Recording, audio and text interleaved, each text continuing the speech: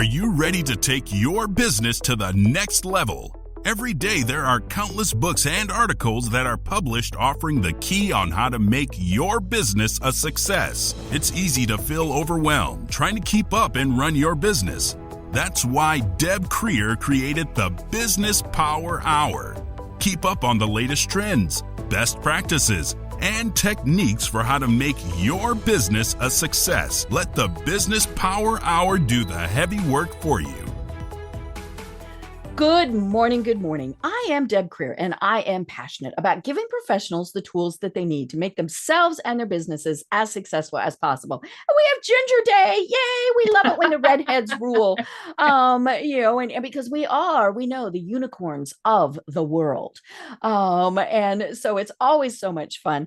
And we're going to have a great conversation today. Now, we are talking about something that is very female specific, but for you gentlemen out there, do not turn this program off because you support women and you need to know very much about what we are talking about. So please join me in welcoming Lisa Boate to our program today. Welcome, Lisa. How are you? Well, thank you so much for having me. I am so happy to be here and having this conversation with you today. And I'm glad that you made that mention for men because it's interesting. In the last month or so, I've actually been being called to talk to men about menopause, almost more than I am feeling the call. Like obviously supporting women is what I do. And when we're in the midst of all of these bodily changes, soul changes, heart changes, brain changes, all of it. The last thing we want to do is have to explain it to someone and advocate for ourselves. Right. So having men know and understand what's happening in a woman's body so that you can help us and so that we don't have to explain it to you is really, really important. Right. And as you all might have guessed, we are going to be talking about menopause. So, y'all stop clutching your pearls. We're going to be okay. And so, but, tell us, Lisa, well, actually, let me take a step back. I need to read your bio, right? To tell people what the heck we're going to be talking about. So Lisa Boate is the founder of Liberated Menopause Consulting and Coaching. She is a passionate advocate for creating menopause-empowered workplaces. Again, stop clutching your pearls. With a background in education and a deep understanding of the systemic challenges faced by women during the menopausal transition, Lisa brings a unique blend of expertise to her work. As the host of the Transforming 45 podcast, she holds space for candid conversations about midlife transformation, exploring topics ranging from menopause to empty nest parenting. Lisa's mission is to empower women to navigate this significant life transition with confidence and reclaim their vitality in the workplace and beyond. And as we said, we're talking to y'all gentlemen who are out there too. And women, doesn't matter what age you are, you need to be paying attention to this too. So again, Lisa, welcome. Well, thank you. Thank you for having me. You appeared on my podcast a couple of weeks ago and we had a great conversation. So I've been looking forward to continuing the conversation here. I know. So much fun. Well, how in the heck did you get to be a menopause consultant?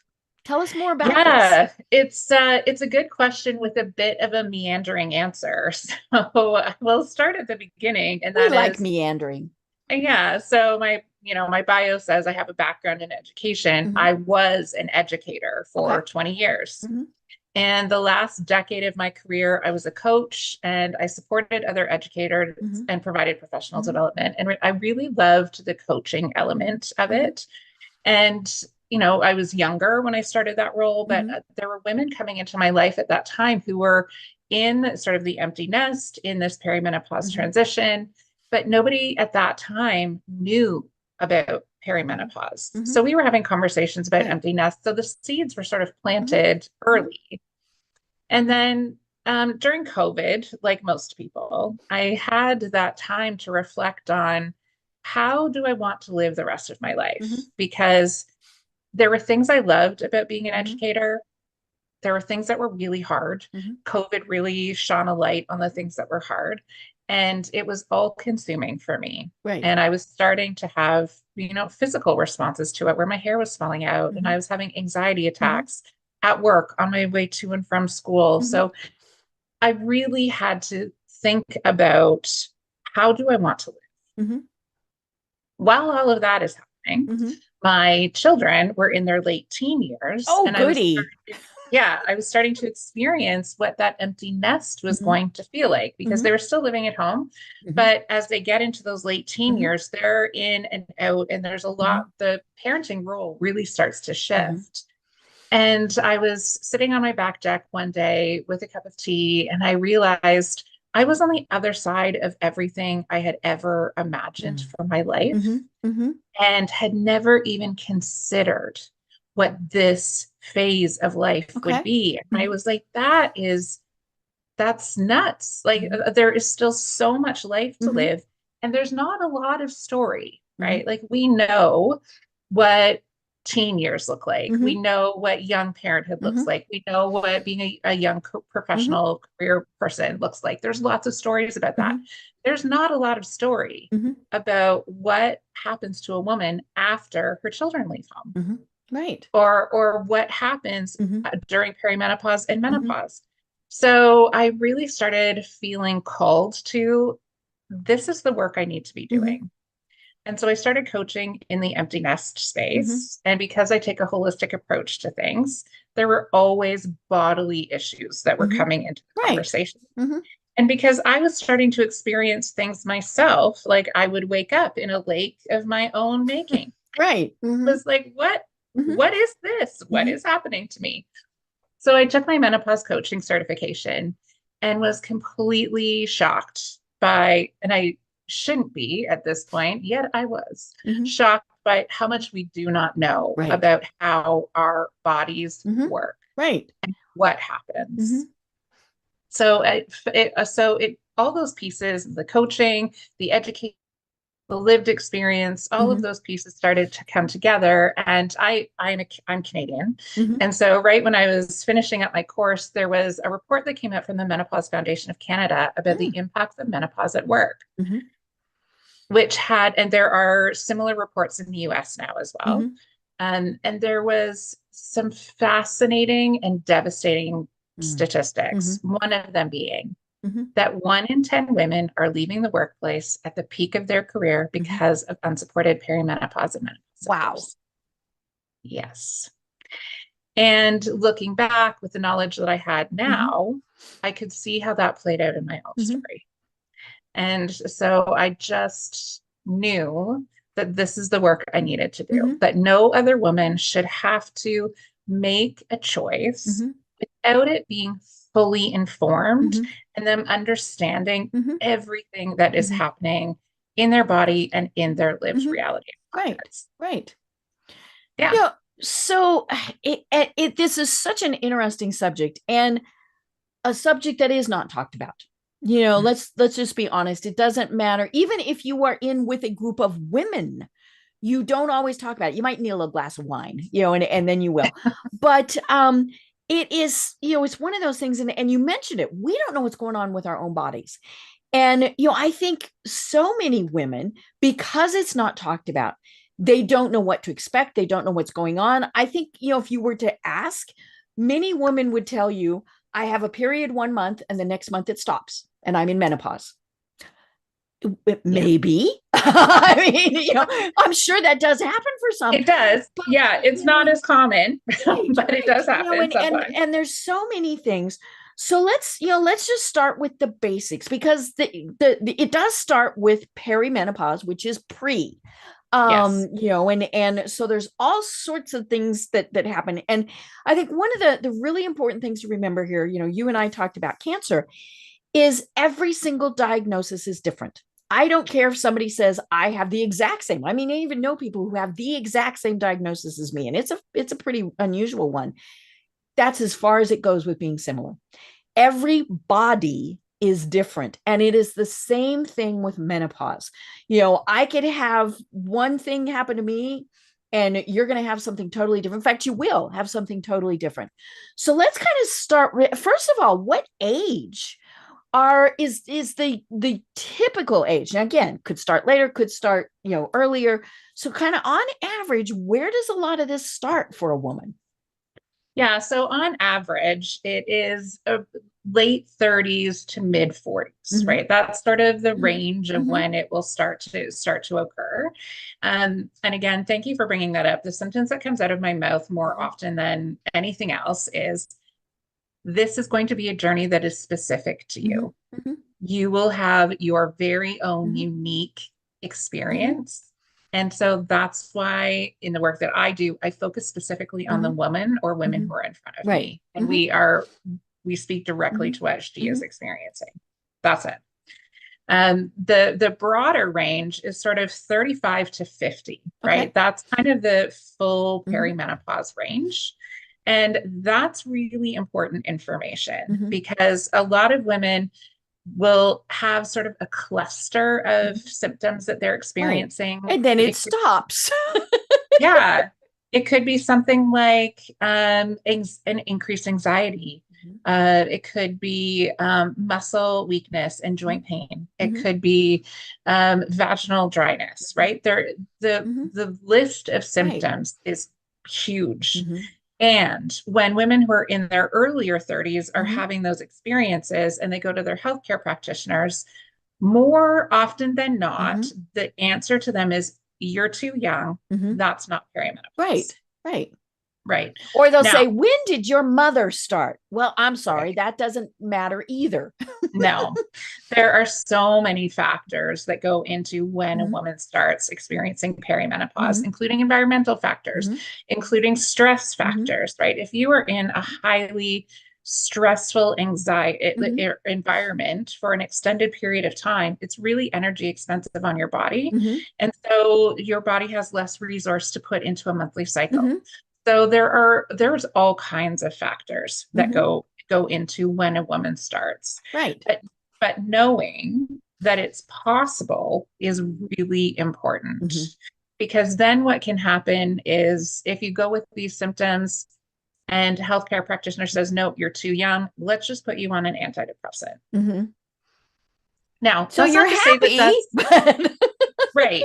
And that's not to say that that's never the appropriate course of action, right? That's why we really want to be in conversation with, a range of healthcare practitioners, right? Who are bringing different perspectives. That also is really important.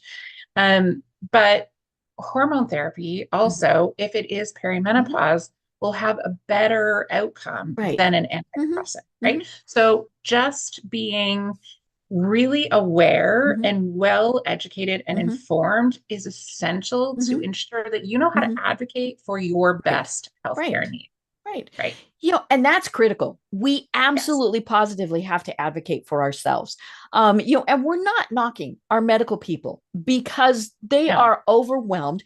They're only dealing with the information we give them. Now, yes, they can do various tests and things like that. But I always love those tests because, I get mine back and they're like, well, this is high, this is low. And I tell them for average, maybe I run high, maybe I run low, and all of those various things. But they're not mind readers. Even if they're doing a physical exam, which they should be, right? Some of it doesn't show up then. I mean, there's all sorts of things. And, and it's not, while it is a natural thing that is going to happen, it doesn't mean we have to, as my mother would have said, just live with it. She scoffed at people who said, oh my God, I'm having hot flashes, because she didn't. But yes, we are all going to go through it to some degree, some a lot easier, some have a horrible, awful time with it. But you don't have to just live with it. So you need to be talking to your medical care providers. And that encompasses everybody from nutritionists to, maybe even you have a meditation person you're working with, all of those various things, and then your very traditional Western medicine type of folks. You've got to be telling them all of those things. Yes, absolutely. And the other piece is that women's bodies have not been studied. So unless you have a medical practitioner in your life who has been doing the work of doing intentional learning about women's bodies, the sum total of information a physician would have gotten in medical school was about 30 minutes around perimenopause and menopause. This happens to women. Right. Yeah. Yeah, that is about it. And there are some really incredible women who are physicians who are leading in this Mhm. space, like Dr. Mary Claire Mhm. Haver. There's a handful of Mhm. others who are really doing important Mhm. work and research. Mhm. Dr. Lisa Mosconi is Mhm. doing incredible work around estrogen in the brain. So there are women who are leading this work, which Mhm. is really important, and getting that information out Mhm. into the medical community. Mhm. And at the same Mhm. time, and this is where I feel some frustration Mhm. sometimes, is that the medical conversation is necessary and important, but it's one element Mhm. of a much Right. Mhm. larger Mhm. perspective on a woman's full health. Mhm. Because yes, there are changes that are happening in our body, Mhm. but there also are changes that are happening in our lives Mhm. that affect our heart, Mhm. our soul, Right. our Like you mind. said, your kids are going away. You might be, all of a sudden a single parent. Absolutely. So many different things. Yeah, so many things are changing in my course, which is a hybrid program of coaching Mhm. and an online course that I have. Mhm. I have one whole module just on grief Mhm. because there is so much grief that Right. occurs Mhm. in this midlife Mhm. shift and transition. Mhm. There's grief around, when I was a teenager and heard about menopause, and it was Mhm. like, oh, your period stops. I thought, great, I'll have a Yeah. party. It'll be Woohoo. fantastic. I can't wait for that. But that's a really limited perspective, Mhm. right? There's grief around the fact that my body doesn't do this thing Right. anymore, Right. right? That I Mhm. had, and I Mhm. myself had really identified. Mhm. I always wanted to be a mom. I loved being a Right. mother. It Right. was Mhm. central to my Mhm. story. Mhm. And that suddenly my body is shifting into this Mhm. place where it doesn't even have the Right. capacity Yeah. to do that Yeah. anymore. You might not have wanted to have a baby when you had teenagers, but the Yeah. thought that you can't. Yes. Yeah. It takes away, like, there's that, we lose that element of Mhm. choice. Mhm. And then we have society telling us that we're no longer valuable, Right. Because right? we're not childbearing. And we're not going to Exactly. go political on this, folks. This is No, just, not at yeah, all. yeah. I mean, But it is that's just one just, of those things where, and that goes back, centuries ago, when that was absolutely. one of the primary roles for women, was to bear children because we had to be Yes. fruitful and multiply. Yeah, so that is the cultural Mhm. context, and every media image that we get Mhm. and message that we Mhm. get is that that's where women are most Right. valuable. Mhm. And so we've been absorbing all of this without sometimes not even being aware of Mhm. it until you hit this stage and suddenly feel like, why does nobody see me Mhm. anymore? Right. Why is my voice not valued Mhm. the way it was, Mhm. if it ever was Mhm. before? Right. And there's a lot of grief in all of Mhm. those shifting changes Mhm. and roles. And at the same time, acknowledging the grief is essential, but Mhm. also knowing that this is also our time, Mhm. right? Like, yeah, we feel all the hard Mhm. emotions. And I say this a lot, but I feel like it is the work of women of our generation Mhm. to bring light to this phase of Right. life. Every Mhm. generation before us Mhm. has had their issue that they Mhm. have worked for and brought forward. And I feel like this is ours to Mhm. say, you know what? This actually is a really incredible Right. time Mhm. where I have been in service to other Mhm. people my entire life. Mhm. And now I get to start making some Mhm. choices Right. and paying attention to Mhm. myself. Mhm. And that is, I call my work finding the magic in menopause. Ooh, I love it. And Mhm. and that's where the magic Mhm. is Right. that time of reclaiming my Mhm. actual identity, of like the Mhm. truth of who I Mhm. really of who I Right. really am Mhm. outside of the roles I have Mhm. played. Right. And it's such a challenging time, but also, as you said, such a positive time too, because it's just the next phase, right? And but it is, and I don't know, it's really weird that we don't talk about it. And I suppose it is because it happens to just women. And it is a very male oriented workplace still, right? Mm-hmm. I remember years ago when I was actually still in an office, toddled my little self into an office every day, worked with all men, all absolutely wonderful, delightful men. And I mean that truly. I mean, I really did Yes. like all Yeah, these yeah. guys. And I Mm-hmm. had to have a hysterectomy. And, when I was in my early 40s, made the decision, because there were a variety of things that were going wrong, that we're not going to get better. And I had chosen not to have kids. I mean, that was just not one of the things. And so it was like, okay, let's just not deal with this. Well, then I was faced with, what do I tell the guys I work with, right? Do I just say, hey, I've had surgery, I can't lift anything? I mean, all of those various things. And I chose to tell them the truth, because they were all married. Many of them had daughters. And I thought, y'all need to know about this. And they, to a man, turned 900 shades of red. And, but then they would ask, and it was one of those where, I mean, some asked just simple, how you doings? Others said, why? We are curious, what happened? You're in your early 40s.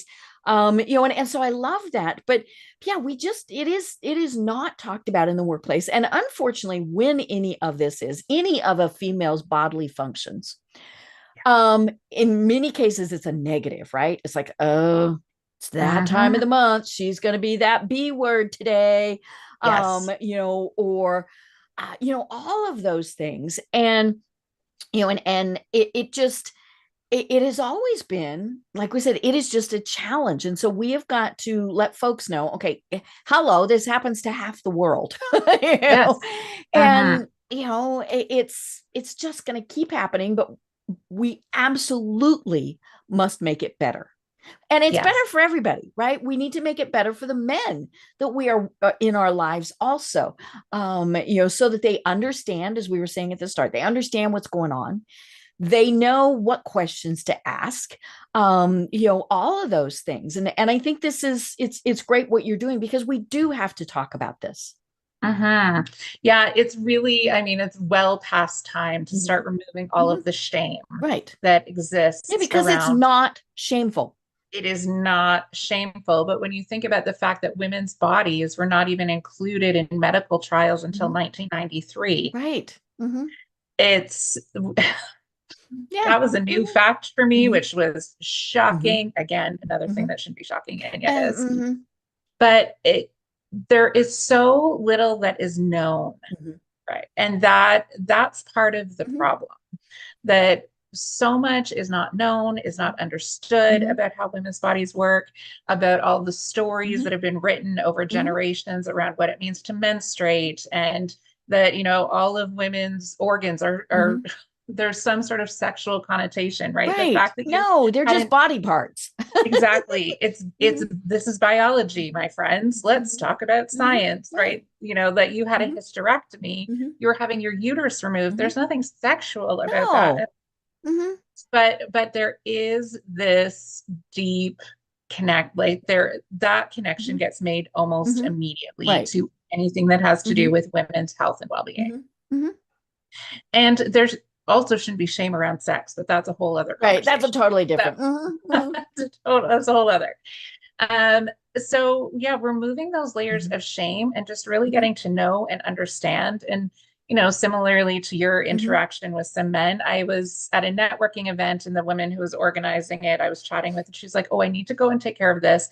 Here, talk to this person." And I turned around, and it was this like 22-year-old man.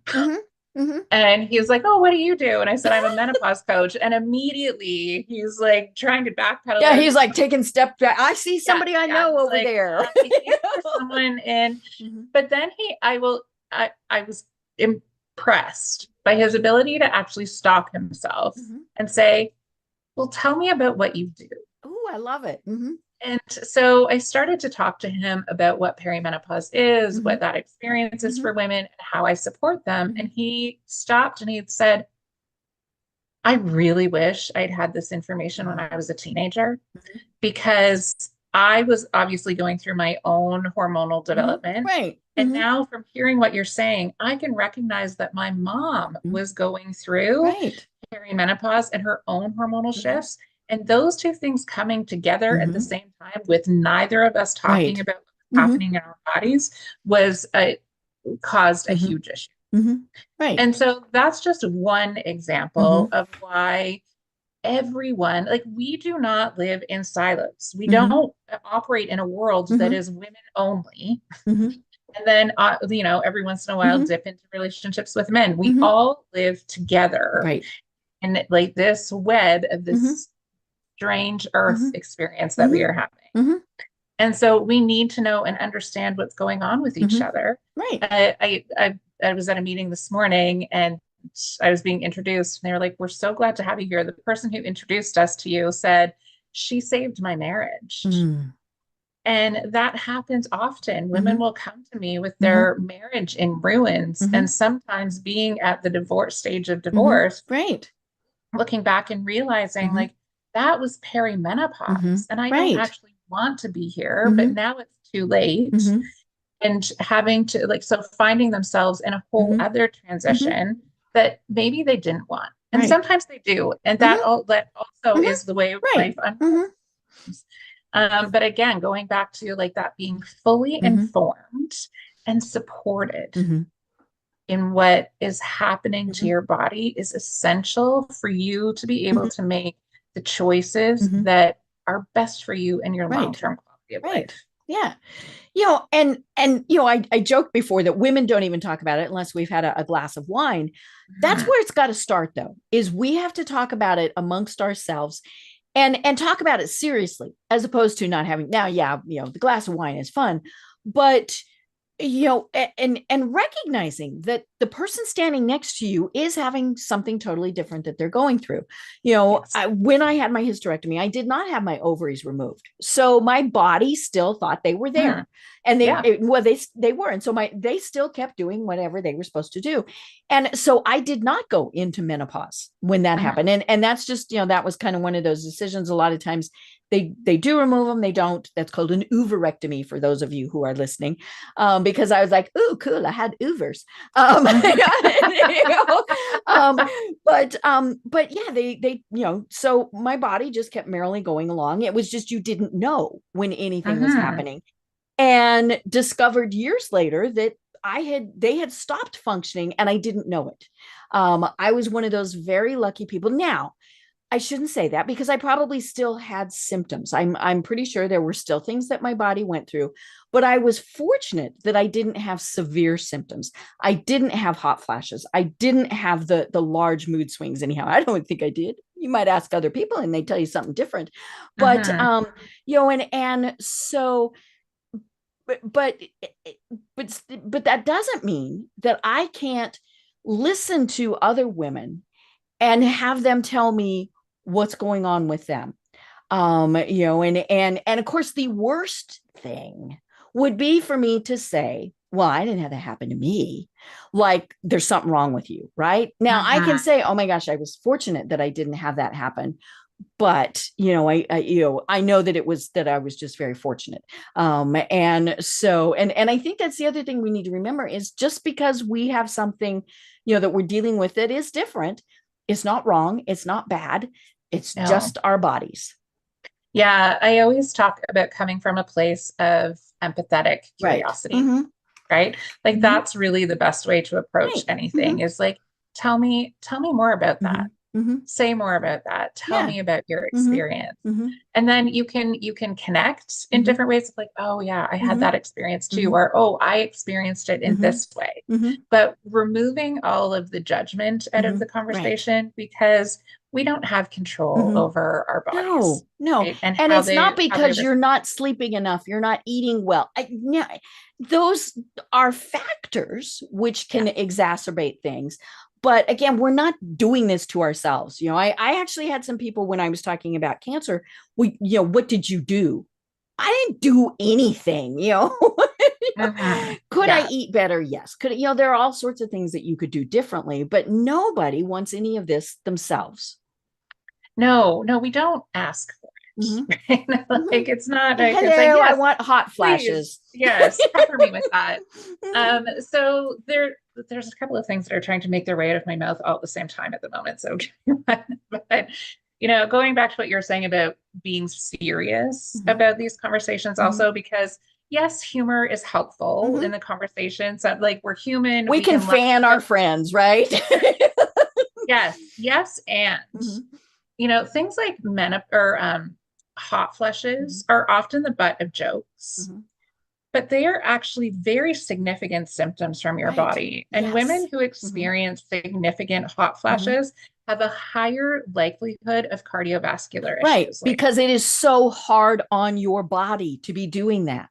Yes, absolutely. And a hot flush is actually a vasomotor event, which means that your blood vessels, like there's heat produced in your body. So your blood vessels need to expand to release that heat, right? So that's expansion. And yes, that's a message from your body saying, hey, there are changes happening in here that are making it uncomfortable. And it's time to pay attention. So that's the way I also approach symptoms, is that this is not telling you that this is how your life is going to be from now on. These are messages from your body saying there are changes happening and we need to start doing things differently. Yeah. It's like pain.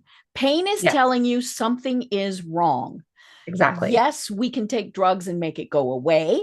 Okay, we do that, right? I don't want that headache. I don't want that, putting it back in the women's thing, we had cramps, we took pills, right? But pain is your body's way of saying something isn't quite working the way it's supposed to.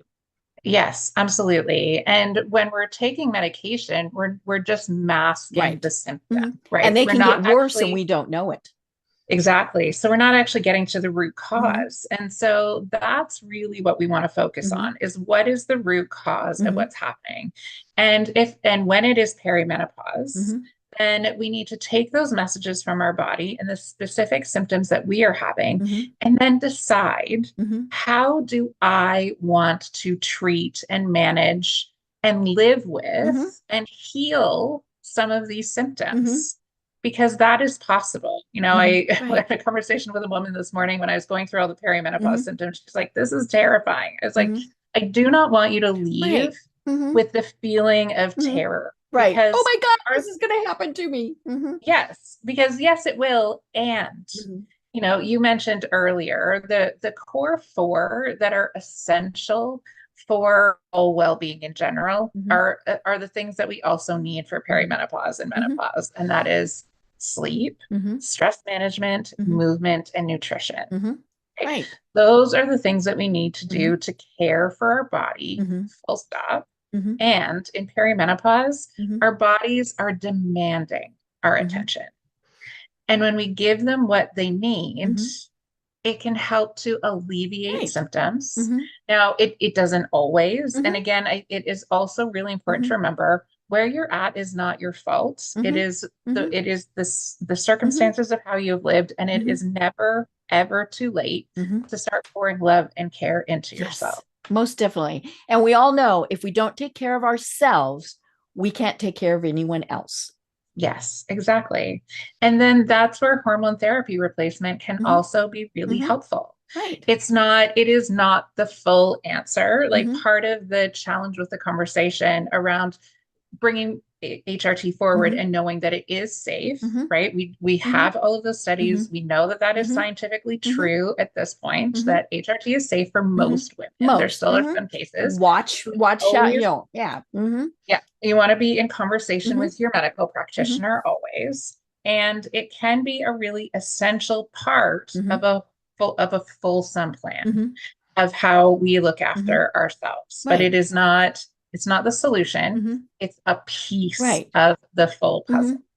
Right. And as you said, it does have to be watched. You do have to watch for, just like with any drug, any type of side effects, and all of those things. And so, but it is, how are you eating? Are you sleeping? Now, of course, you're in this age where you might have teenagers, early 20s. You also might have your parents that you're having to deal with. So let's just see how many layers of stress we can be piling on people. But so that's why it's more important than ever to really be thinking, okay, I need 15 minutes to myself every day. I still remember back during COVID, I was talking with a woman and she was so funny. She had kids and parents at home that she was dealing with. And all of a sudden she was working from home, and she said, that's fine. I don't mind that. She said, but her commute time had been her alone time. Yes. And she said, it was a half an hour each way. So she got an hour to herself. She said, she sang to the radio, she listened to audiobooks, she whatever. And she said she discovered pretty quickly she still needed that time. And so every morning she would get in her car, she would drive 15 minutes, and then she'd turn around and drive home. And then she did that in the afternoon. So she still got that me time. And people are going to go, oh my God, what a waste of time. That's selfish, yada, yada, yada, yada, yada. That is how she coped. Find what works for you. Yes, absolutely. This whole selfish situation really gets me. Smack. I know. Like, of course, like we are the ones who are given this body to look after in this lifetime, and we have to look after it. Right. If we want to have a good quality of life and have a good quality lifespan, we need to care for ourselves. Right. Because we know better than anyone what we need. Right. And so I like to, instead of saying selfish, I say full of self. Because when you're filling yourself up with yourself, that's a really good thing. That's what we're here to do. Right. Yeah, because then we can serve others better. Yes, absolutely. And sometimes we just can be there for ourselves. And that's also okay. It's okay to have motivation of like, I just want to really live right now. That's great. But like you said, the midlife squeeze is what I like to call it. Yes, we're not going to call it a crisis. No, it's just a squeeze. Like it's very intense because there's a lot of shifts and changes that are happening. Like me personally, both of my kids went to university at the same time, and we were instantly empty nesters. Wow. Now my dad is in 10 years into a Parkinson's diagnosis. So there's lots of like care and management that needs to go into that. My mom passed away when I was 30. So at that point, I became You were the primary caregiver. Yes, for all of the people. And her mom, my grandma, is about to turn 93 and is still alive. Oh my gosh. And so, so there's also, so I've got grandma, grandparent, parent, and children. And in the midst of all of that, I am going through perimenopause. I am having a career shift and change. We are selling our home and moving. And it's just and I am not alone in this, right? There are so many people who are experiencing all of these transitions, and it just feels like this really tight squeeze. And so it is a really essential time to tune into, what do I really need? Listen. And then give yourself that. Right. Give yourself that grace.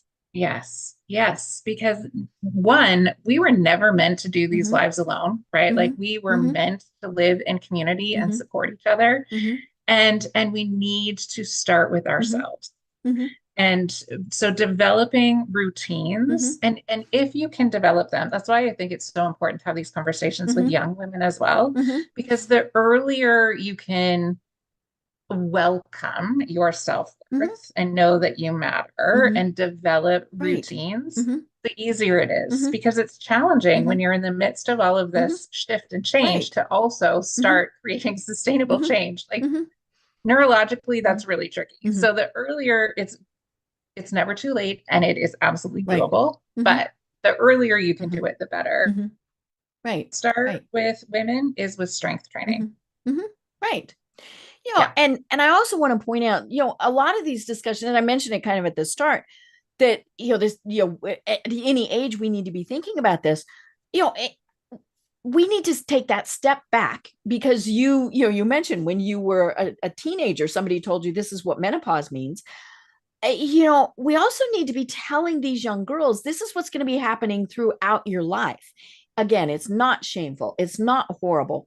And because they're probably going to be struggling with whatever it is, and then you toss in little things like birth control and all of that. And, we just absolutely have to be having these conversations, no matter what your faith is, no matter, any of those things. We need to be having those conversations. Yes, because that's where empowerment lies, is in knowledge, right? And knowing. And I also like the shame narrative that is written is so sad, because really our bodies are such a miracle. There are so many ways that, are like an egg development and Right. like there are a million ways where things could go wrong or that development never even happens. And yet, and yet we arrive, and yet this happens, and yet our bodies grow and shift and change. And I still remember the moment when I was pregnant with my oldest, and I was laying on my side. So I was pregnant with my first, and suddenly my hip was no longer facing forward; it was facing Your out. body, your pelvic had Yes, dropped. like yeah, your bone structure actually shifts and changes. And I was like, what a miracle Right. that this is what our bodies are capable of. And is that uncomfortable? Sure. But Yeah. it also is Ow. amazing. And the same with perimenopause and menopause. Like our bodies are shifting and changing. They're Right. shifting where our energy is going to, because a menstrual cycle is energy expensive, right? There's lots of, Right. so our energy is shifting to other places and how our body functions. And so we go through the challenge of it, but it also is really, really incredible. Right. And I wish that we could, my goal is for all of us to approach our bodies in that way. Right. Instead of from the perspective of shame, from the perspective of, I am a freaking miracle. Right. Look what my body can do. Yes. Right. Yeah, Right. absolutely. Yeah. And let's be honest, there are conversations that we need to have with teenage boys and gentlemen, all those various Yeah, things. everybody. Yeah, and because especially, you mentioned it, if it in any way appears sexual, oh my gosh, we're not going to talk about it. And so, here's this poor 13-year-old boy going, what the heck? Right. Yeah. Now might not want to talk to mom about it, but all of these things. And so we need to do that. But let's kind of transition and talk about how the heck, why is this even important in the workplace? I mean, you mentioned the really incredible stat of 1 in 10 women will actually just leave the workforce because they can't deal with, my guess is what their body is going through, people's reactions to it, all of those various things. So, let's talk about why this is so incredibly important to be having these conversations in a workplace. Yeah, thank you for that, because this is really key. And when you think about, I'll use myself as an example. I was a really expensive asset to my organization. I had 20 years of experience. Right. Dollars that had been poured into me over my career to do all of the different roles that I you had froze played. So go back to, you started 20 years, because this is important. I want to make sure people hear this. Yeah.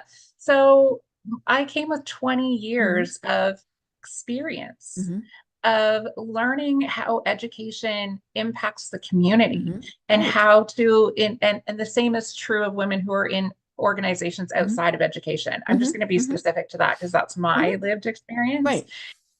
But you understand how everything works together. The institutional knowledge that you hold is invaluable, and that's something you only get over time. I brought, my own education that I had invested in, plus all the professional development dollars that had been poured into me so that I could keep up and current with everything that was happening in the education world.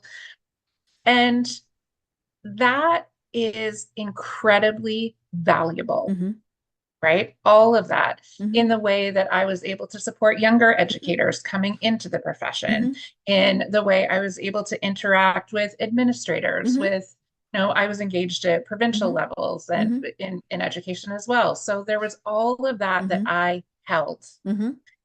And when I walked out the door, I took all of it with me, all of it.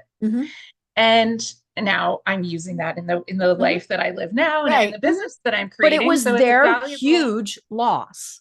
Yes, absolutely. So when you think about the fact that 1 in 10 women are walking out the door, all of these incredibly valuable assets that have been fostered for years, and then because there just aren't the systemic things in place. One, and we've talked about this 1,000 times, we don't talk about it.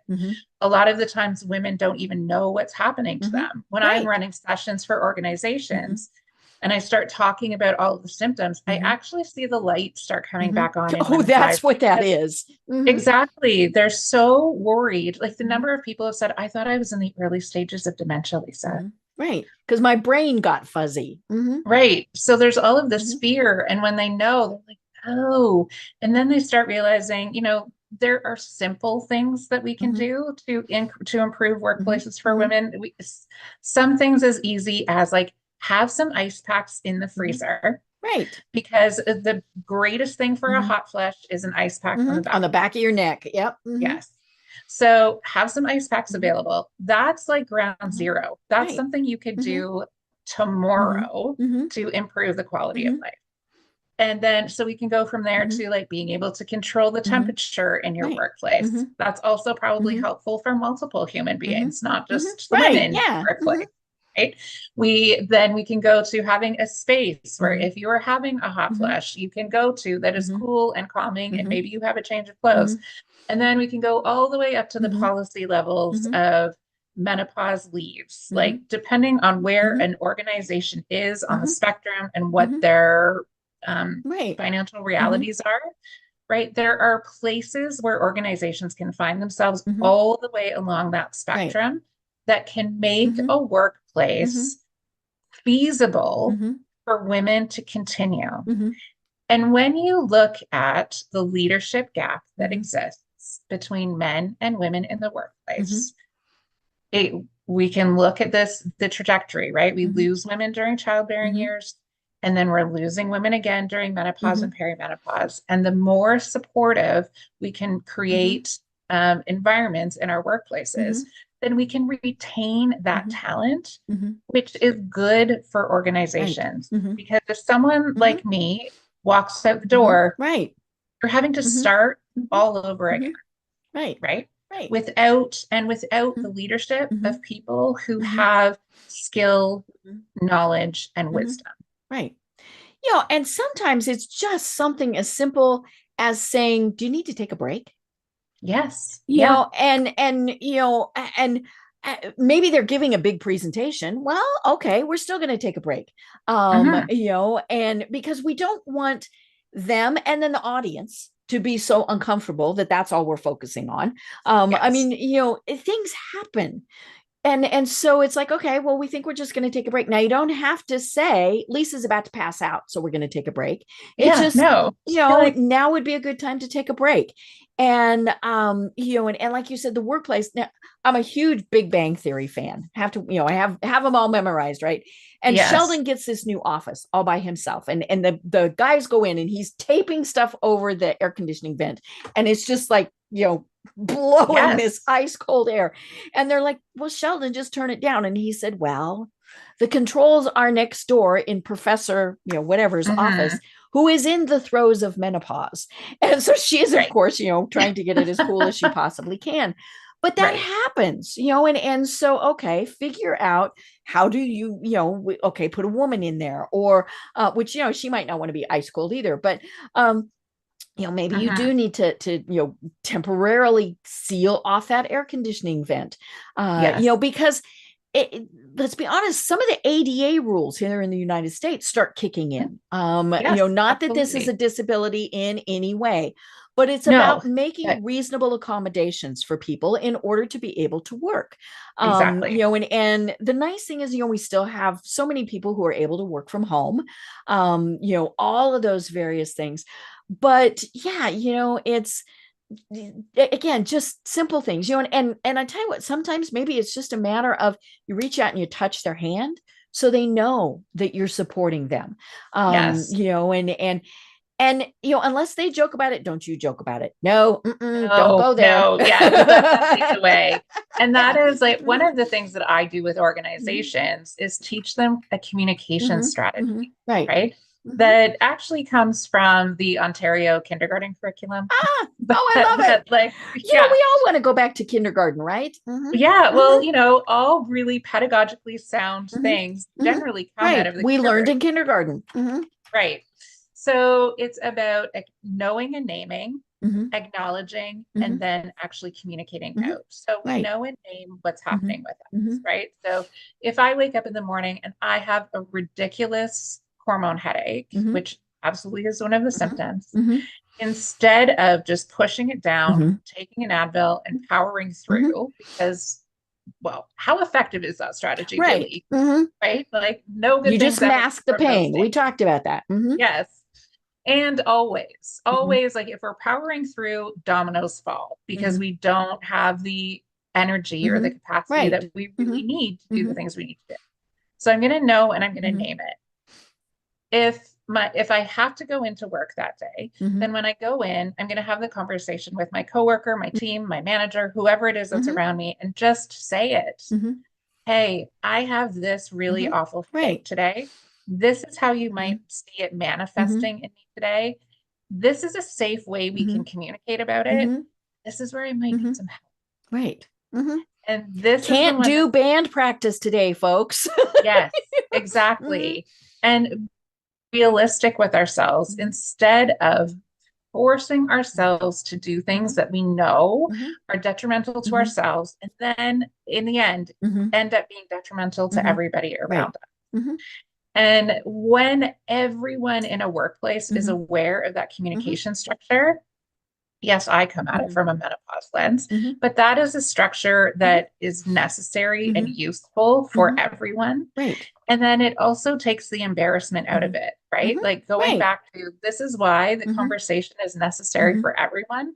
I don't have to be Mm-hmm. embarrassed because this is a Mm-hmm. culture Right. norm in my Mm-hmm. workplace Mm-hmm. that this is what we do Mm-hmm. because we know that Mm-hmm. it is in the best Mm-hmm. interest of employee health Mm-hmm. and well-being, Mm-hmm. which inevitably Mm-hmm. has a positive impact Mm-hmm. on the culture of the Mm-hmm. workplace, Mm-hmm. which has a positive Mm-hmm. impact on whatever your Mm-hmm. bottom line is. Right. Right. And of course, one of the worst things would be to say, Lisa, I'll just take over and do no, No. and I mean, like I've seen that happen where Oh you yeah. could tell that, this poor woman was struggling a bit. And basically she got bumped aside and somebody finished her thing. Now, you don't want to have the fight there, but that's where education again comes in to say, Yeah. and maybe it's that you say, thank you for helping me, but Mm-hmm. and things like that. But it is, and there are so many ways where this just ties in with everything else that we're doing. Maybe someone has cancer, like we talked about. Mm-hmm. And they might be having some issues dealing with that. Okay, well then how are you working that into the workplace? Obviously mental health issues. There's so many things where go back to kindergarten, folks, and Mm-hmm. acknowledge it and say, this is okay. Now, how are Yes. we going to get past it? But always remember to talk to the person. Hello, don't make those decisions without them, because they might not be acceptable to what you're saying. Because I might say, you know what, Lisa, I just want you to take the next 5 days off. Well, you don't want to take the next 5 days off. And so that Mm-hmm. just made the situation worse. Yeah. But maybe say, here's an option we've been thinking about, or whatever. But it's got to be this two-way communication for any of it. Your child is ill at Absolutely. home. Okay, what do we need to do to make sure that you can still very successfully parent this poor little toddler who's homesick and still have your work get done? It's all about that communication. Absolutely. And that's why policy is so Mm-hmm. important, Right. right? Mm-hmm. So when I work with an organization, yes, I go in and do education, Mm-hmm. but also supporting them to write Mm-hmm. policy Mm-hmm. is really key Mm-hmm. Right. because then those foundational pieces, so like you said, perhaps we're going to have some policy around Mm-hmm. flexible work hours. Mm-hmm. Perhaps we're going to have some policy around childcare. Mm-hmm. Perhaps we're going to have some policy Mm-hmm. around Right. health benefits, right? Mm-hmm. So that those things are just norms Mm-hmm. within the Right. organization Mm-hmm. so that you're not having Mm-hmm. to have these advocacy Mm-hmm. conversations when Mm-hmm. you're in the middle of Mm-hmm. something that doesn't feel like Right. Right. Yeah. And it's just like we were saying, though, with you have to be honest with your doctor. You have to be honest with other people too.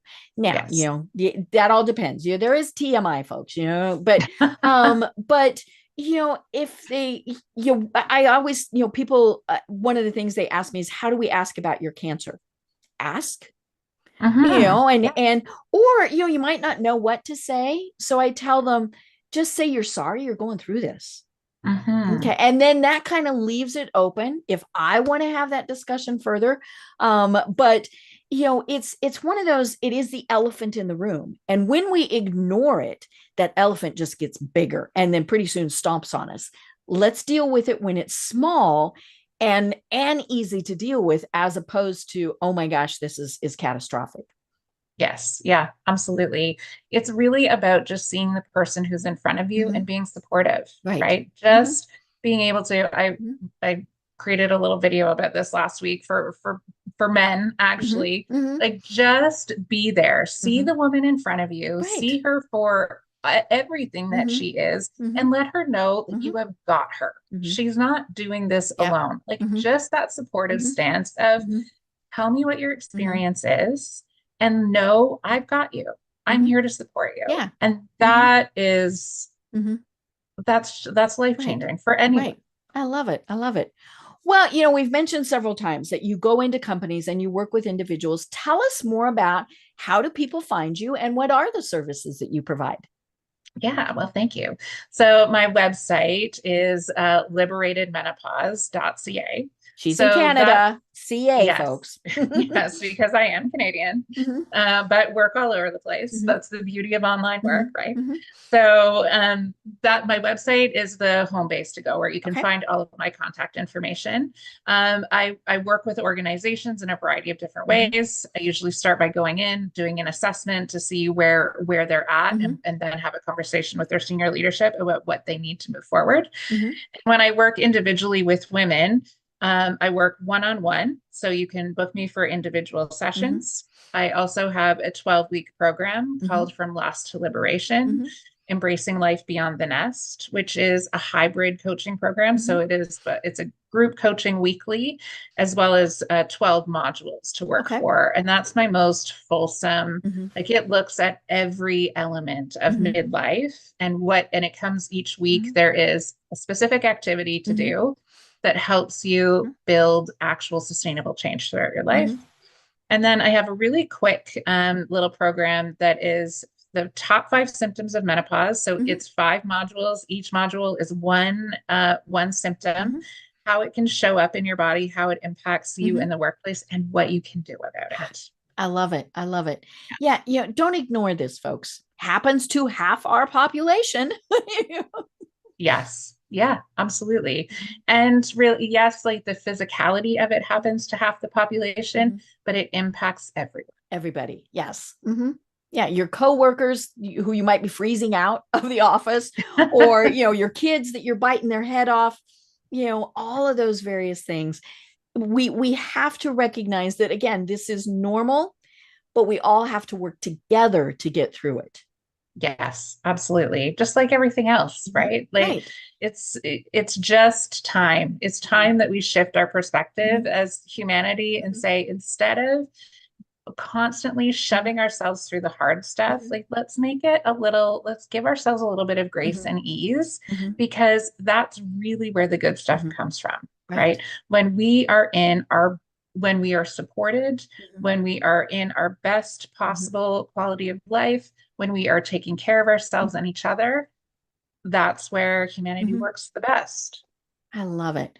Well, Lisa, we definitely should have you on again to continue this conversation, because, as we said, it's something that is so absolutely critical: workplace, home life, all of those various things. And so we will do that. But until then, do you have any final thoughts that you want to leave everyone with? Yeah, my final is, I was saying it a little bit earlier, don't let fear get in the way of having a really good rest of your life experience, right? We can live in the fear, but that's not actually going to move us forward. So accept where you're at, look at it face on, and then decide, but this is what I want my lifespan to be. This is what I want my quality of life to be. And then get into community with other women who are doing the same thing. Let yourself be supported, and know that this is your time. You get to be the most vibrant version of yourself, and you don't have to do it alone. I love it. I love it. We have to build our tribes, right? Absolutely. Well, I am Deb Creer. I've been having a fascinating discussion with Lisa Boate, the founder of Liberated Menopause Consulting and Coaching. And until next time, everyone have a great day. Tune in for our next program for even more trends, best practices, and techniques for how to make your business a success. The Business Power Hour, hosted by Deb Creer, is proud to be part of the C-Suite Network.